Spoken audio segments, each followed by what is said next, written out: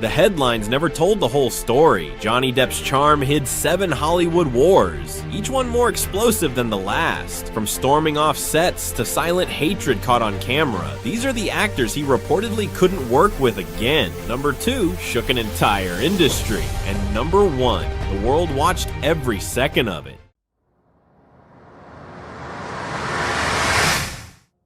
Marlon was... his generosity and his understanding and his concern and his level. Let's start with number 7, Lola Glaudini. You wouldn't expect a laugh to change a career, but that's exactly what happened to Lola Glaudini in 2001. She was 30, an up-and-coming actress from New York, thrilled to land a minor role opposite Johnny Depp in Blow, a $53 million biopic about cocaine smuggler George Jung. The film was directed by Ted Dem, known for Beautiful Girls and his energetic, fast-paced sets. During one take, Dem told Lola to laugh during Depp's line to add realism.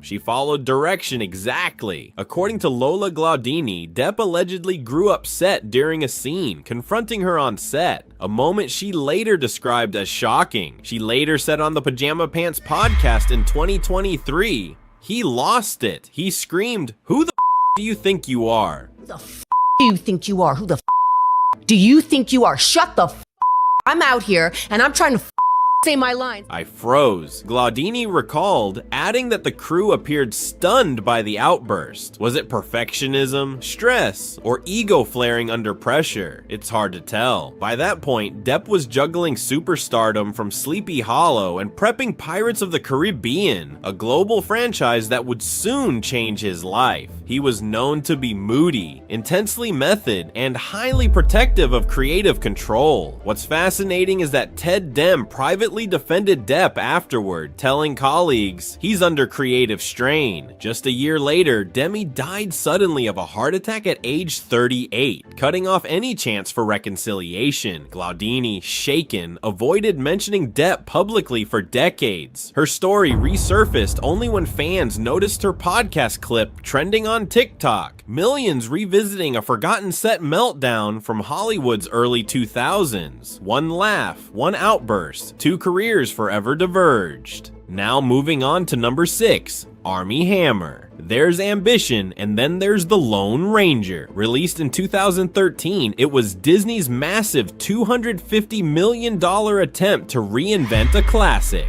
Johnny Depp played Tonto. Armie Hammer, then 27, was the masked hero. The shoot, directed by Gore Verbinski, stretched across New Mexico, Utah, and Arizona, lasting more than 150 days in heat exceeding 110 degrees Fahrenheit. Production spiraled. A crew member died in an on-set accident. Costs ballooned by $60 million due to weather delays. The Los Angeles Times called it a logistical nightmare disguised as a Western. Reports from the production suggest Depp may have grown distant during the long, chaotic shoot, possibly frustrated by the studio's control. Hammer, optimistic and easygoing, tried to lighten the mood, telling Details magazine later, Johnny liked chaos and he got it. They didn't clash publicly, but insiders described the chemistry as strained silence. When The Lone Ranger opened in July 2013, it grossed just $89 million domestically against its towering budget. Disney's loss, nearly $190 million. According to industry chatter at the time, both men were rumored to have left the film with bruised reputations. Reports suggest Depp declined future sequels, while Hammer's blockbuster opportunities seem to fade. The film's Rotten Tomatoes score stalled at 31%, and Disney appeared to move on from the project quietly. The failure symbolized more than a financial flop. It marked the start of Depp's creative fatigue. In interviews that year, he admitted, "I don't see myself acting forever." For Hammer, it became a professional ghost haunting later controversies. By the time Depp turned 50 that summer, The Lone Ranger had already joined Hollywood's costliest misfires, an expensive friendship that dissolved before it began, leaving only dust, lost millions, and the echo of what could have been. Here's continuing with number 5, Marlon Brando. How does a hero become a rival? In 1994, Johnny Depp finally met his idol, Marlon Brando, on the romantic drama Don Juan DeMarco. Depp, 31, was in awe. Brando was Hollywood royalty, paid $1 million for just 3 weeks of work. It should have been a mentorship, but what unfolded was a clash between two generations and two very different philosophies about acting. Brando, revered for The Godfather and Last Tango in Paris, believed emotion came from stillness. Depp, fueled by rebellion, performed with intensity. According to biographer Peter Manso, Brando was said to have viewed Depp as self-conscious, almost rehearsed. Though some people close to Brando later suggested the two shared mutual respect. Their conversations turned terse. Depp, still respectful, would bring Brando gifts, a rare Cuban cigar, a sketch of his dog, but Brando reportedly didn't respond in kind. Yet, paradoxically, Depp remained devoted. He once said, "He taught me silence is louder than words." Marlon was his generosity and his understanding and his concern and his level. After Brando's death in 2004, Depp bought a private island near Brando's old Caribbean retreat, naming it Little Halls Pond Cay. According to some accounts, people close to Brando reportedly found the gesture unsettling. Was it tribute or possession? Historians still call their pairing one of cinema's strangest mentor-protege stories. On screen, their chemistry looked tender. Off screen, the admiration was fractured. One legend staring at his past, the other desperate to inherit it. Next up, number 4. Leonardo DiCaprio. Before fame crowned them both, they were two misfits on a dusty Texas set. It was 1993, and What's Eating Gilbert Grape was being filmed under director Lasse Hallström. Johnny Depp, then 30, was already a Hollywood darling after Edward Scissorhands, yet privately fed up with fame's weight. Leonardo DiCaprio, just 18, bounded around set like a supernova, chattering about Mortal Kombat, chewing bubblegum, and chasing every laugh. Depp, deep in his brooding method phase, reportedly found the teenage energy intolerable. Years later, he confessed, "I tortured Leo." I respect Leo a lot. He worked really hard. He worked really hard on that film, and I tortured him. I really did. I actually did. Because he was always talking about these video games. He'd talk endlessly about video games. Some on set reportedly noticed Depp's silent glares during breaks, while Leo, ever polite, called him Mr. Depp. Their clashing temperaments, Depp's stormy introspection against DiCaprio's open enthusiasm, created a backstage dynamic as complex as their on-screen brotherhood. The film's $10 million budget produced an unexpected triumph. DiCaprio's performance as Arnie Grape earned him his first Oscar nomination at 19, one of the youngest ever. Yet when the camera stopped, so did their connection. Depp was said to have offered polite congratulations before losing touch. For years, they shared red carpets, but never a word. Rumors later spread that Depp refused to vote during the year The Revenant swept awards, a subtle jab at Hollywood's shifting tides. Still, time reshaped the bitterness. By 2016, when asked about DiCaprio, Depp quietly admitted he's become everything he was meant to be. It was a small sentence, but a huge concession.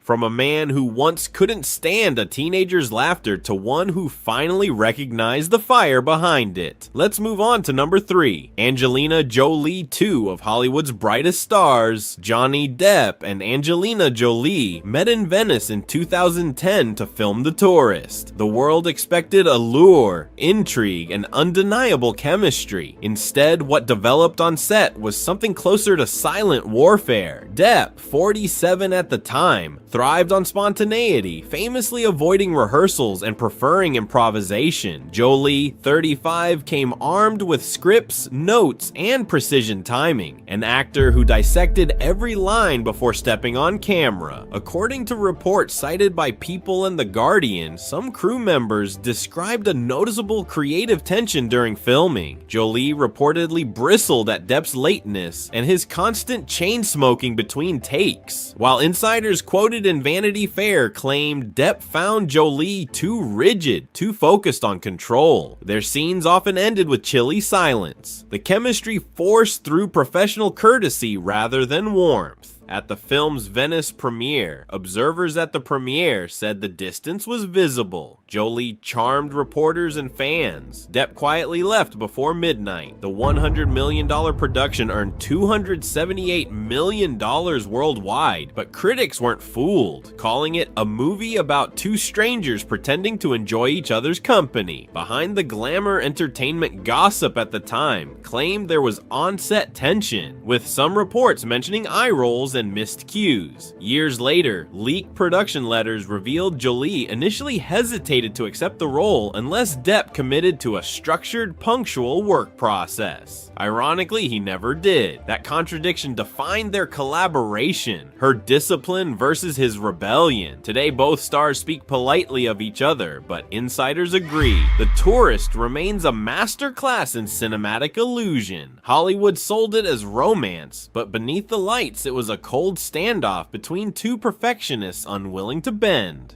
Here's continuing with number 2, James Franco. By 2015, Johnny Depp's personal life was spiraling out of control, and James Franco became the unexpected center of that storm.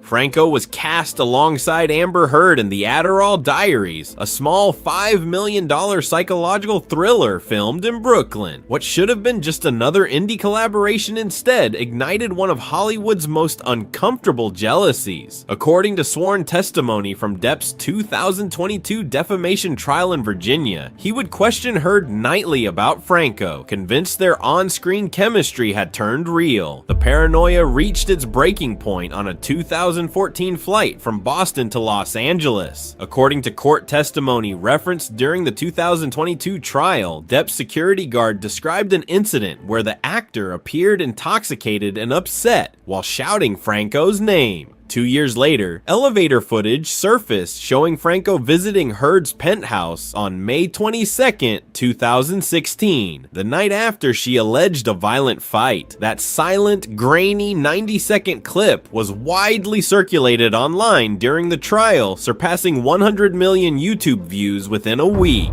Franco never testified. Through Variety, insiders said he felt dragged into a fire he never started, yet his absence only deepened speculation. To Depp, Franco represented every fear he'd carried for decades: the loss of trust, control, and loyalty. His jealousy wasn't new. Friends had seen flashes of it since the Benny and June era, whenever co-stars drew attention from his partners. When asked about Franco under oath, Depp dismissed him as irrelevant. That single word, calm yet sharp, masked 10 years of resentment and pain. Franco may have been uninvolved, but in the mythology of Depp's downfall, he became the mirror, reflecting back everything the actor couldn't face in himself. Finally, number 1. Amber Heard. By 2022, the world wasn't watching a movie, it was witnessing history being written in real time. Johnny Depp and Amber Heard's 6-week defamation trial in Fairfax, Virginia became one of the most publicized events in modern pop culture, with over 400 million people tuning in worldwide. The 2022 defamation trial between Depp and Heard became one of the most closely watched court cases in pop culture history,